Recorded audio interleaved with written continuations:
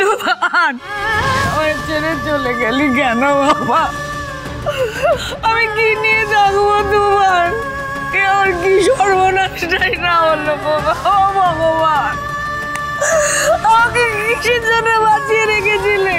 এতদিন আমাকে কিসের জন্য বাঁচিয়ে রেখেছিলে? এই জেলের মৃত্যু দেখবো বলে বেঁচে আছি। আমি কি নিয়ে এবার বাঁচবো? ও তুফান, তুফান, ও তুফান, কথা বললো, কত তো কথা বলিস তুফান।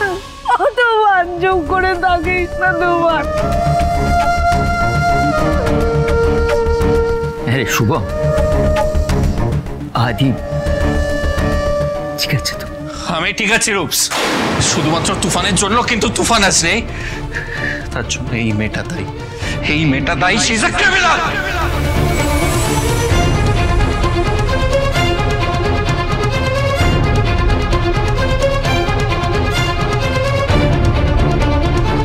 মোহনা, মোহনা কি করেছে?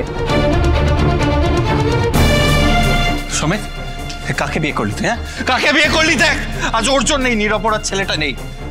আজ যদি তুফান না থাকতো না, তাহলে হয়তো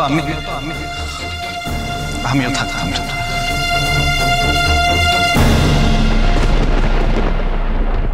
কি বললে? কি বললে আদি? এই মোহনার জন্যে আমার তুফান শেষ হয়ে গেছে? ও আদি, চুপ করে থেকো না।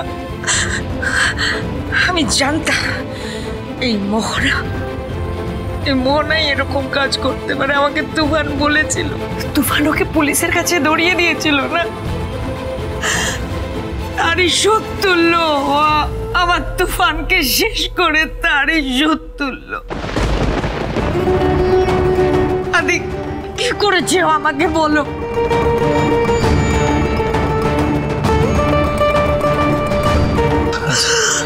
আমি কি বলবো? আমি সত্যি জানি না। আমি আজ বেঁচে আছি শুধুমাত্র তুফানের জন্য।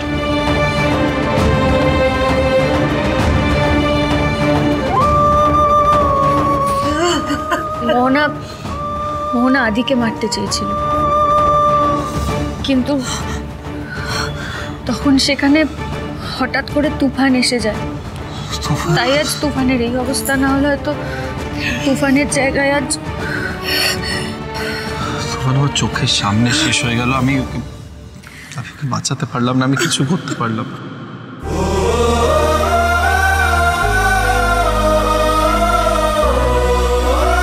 আদি, তুই পরিষ্কার করে গুছিয়ে পুরোটা বল, কি করেছে এই মেয়েটা? আমি বাড়ি থেকে বেরিয়ে গিয়ে বিধ্বস্ত অবস্থায় যখন রাস্তায় হাঁটছিলাম, তখন আমার তুফানের সঙ্গে দেখা হয়। ও আমাকে বসে অনেকগুলো কথা বোঝানোর চেষ্টা করছে। গৃহপ্রবেশ সোম থেকে রবি রাত 10টায় স্টার জলসায় জিও হটস্টারে।